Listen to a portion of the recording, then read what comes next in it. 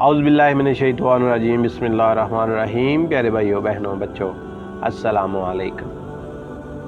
اللہ کے خوف کا واقعہ۔ بیٹا، اللہ سے ڈرتے رہا کرو۔ جس دل میں اللہ کا خوف آ جائے، اس دل کو راہ حق سے کوئی نہیں ہٹا سکتا۔ زندگی کی ڈور بہت کمزور ہے، کب کہاں کس موڑ پہ ٹوٹ جائے کچھ پتہ نہیں۔ اس لیے اس ڈور میں اللہ کے خوف کا دھاگا شامل کر لو گے تو اس کے ٹوٹنے کا دکھ نہیں ہوگا۔ مسجد کے صحن میں نورانی چہرے والے بزرگ کی آواز کانوں میں پڑی تو میں نے جلدی سے اپنی نماز پوری کی اور اس کی باتوں کی مٹھاس میں کھو گیا۔ وہ اپنے پاس بیٹھے ایک نوجوان کو سمجھا رہے تھے۔ انہوں نے نوجوان کو متوجہ پا کر نہایت ہی نفیس مسکراہٹ کے ساتھ بولے، میں تمہیں اللہ کے خوف کا ایک واقعہ سناتا ہوں۔ میں نے بھی اپنے کان کھڑے کر لیے۔ وہ کہنے لگے، یہاں پر ایک بات پیارے بھائیوں، بہت سے لوگ میری ویڈیو دیکھتے ہیں لیکن سبسکرائب نہیں کرتے۔ اگر آپ نے ابھی تک سبسکرائب نہیں کیا تو یار کر لیں۔ وہ کہنے لگے، ہم سن 2000 میں ساؤتھ افریقہ کے شہر کیپ ٹاؤن کی ایک بڑی مسجد میں جماعت کے ساتھ گئے۔ ہمارا 7 ماہ کا سفر تھا۔ ہمارے امیر بہت اللہ والے تھے۔ اللہ کا خوف ان کی رگ رگ میں بھرا ہوا تھا۔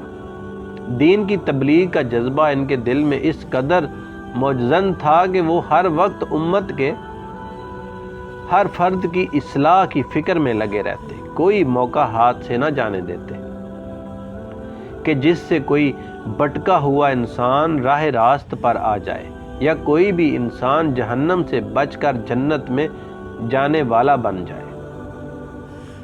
ایک شام ہم گشت پر نکلے۔ ہماری قیادت کے فرائض امیر صاحب نبھا رہے تھے، میں بھی اس میں شامل تھا۔ ہم ایک نائٹ کلب کے پاس سے گزر رہے تھے۔ امیر صاحب نے نائٹ کلب میں جانے اور وہاں موجود لوگوں کو اللہ اور اس کے رسول صلی اللہ علیہ وآلہ وسلم کا پیغام پہنچانے کا ارادہ ظاہر کیا۔ کچھ دوستوں نے اس بے حیائی اور بے شرمی کے گندے جوہر میں جانے سے منع کیا، مگر امیر صاحب ہمیں لے کر اندر چلے گئے اور تاکید کی کہ اپنی نظریں نیچی رکھنا، استغفار پڑھتے رہنا، اللہ سے مدد طلب کرتے رہنا اور کسی بھی ناخوشگوار عمل کی صورت میں کوئی رد عمل ظاہر مت کرنا۔ نائٹ کلب میں رش معمول سے بہت کم تھا۔ چند ایک گاہک اور کلب کا عملہ موجود تھا۔ امیر صاحب نے کلب کے میوزیشین ڈرم بجانے والے کو تنہا پا کر دعوت دینا شروع کی۔ اللہ نے مدد کی اور اس نے کسی قسم کے رد عمل کی بجائے ہماری بات کو نہایت ہی سکون اور اعتماد کے ساتھ سنا۔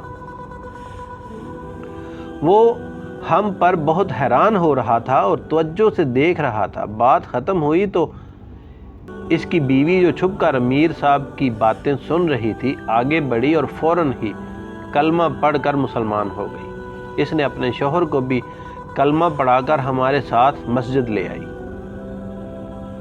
ہم سب کی خوشی کی انتہا نہیں تھی کہ ہم اس گروپ کا حصہ تھے جس کی محنت سے کسی کی زندگی میں اسلام کی روشنی نمودار ہو رہی تھی۔ ہم نے اپنے اس نئے مسلمان بھائی بہن کی خدمت میں کوئی کمی نہ چھوڑی۔ خاتون کو مستورات کے پاس بھیج دیا گیا۔ 7 ماہ وہ سب کچھ چھوڑ کر ہمارے ساتھ رہے۔ اس دوران انہوں نے اپنے گھر والوں سے دوری اختیار کیے رکھی اور کسی کو کچھ نہیں بتایا، نہ کسی سے رابطہ کیا تھا۔ اس دوران ہم نے دین کے بارے میں بہت کچھ پڑھا اور سکھا دیا تھا۔ ہمارا وقت مکمل ہوا تو ہم نے انہیں ایک مسلمان فیملی کے سپرد کیا اور پاکستان آ گئے۔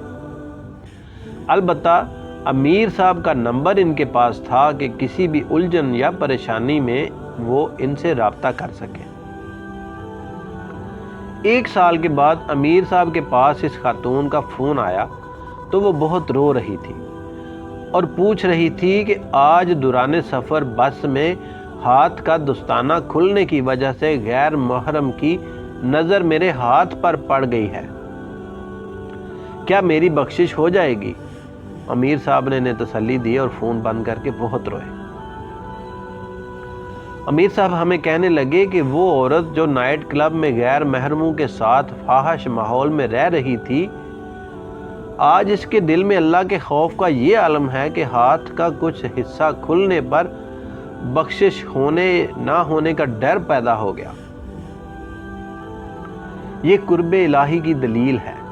میں نورانی چہرے والے ان صاحب کی بات سن کر مسجد کے صحن میں بیٹھا ضرور تھا، مگر کھڑا میں اپنے گناہوں سے لت پت آئینے کے سامنے تھا اور اپنے دل میں خوف خدا کا کوئی ذرہ تلاش کرنے میں مصروف تھا۔ اللہ پاک سے دعا ہے وہ یہ ویڈیو دیکھنے والے ہر بھائی بہن کے دل میں اللہ کی محبت اور اللہ کا خوف پیدا ہو جائے۔ اللہ آپ کو ہمیشہ شاد اور آباد رکھے۔ ویڈیو دیکھنے کا بہت شکریہ۔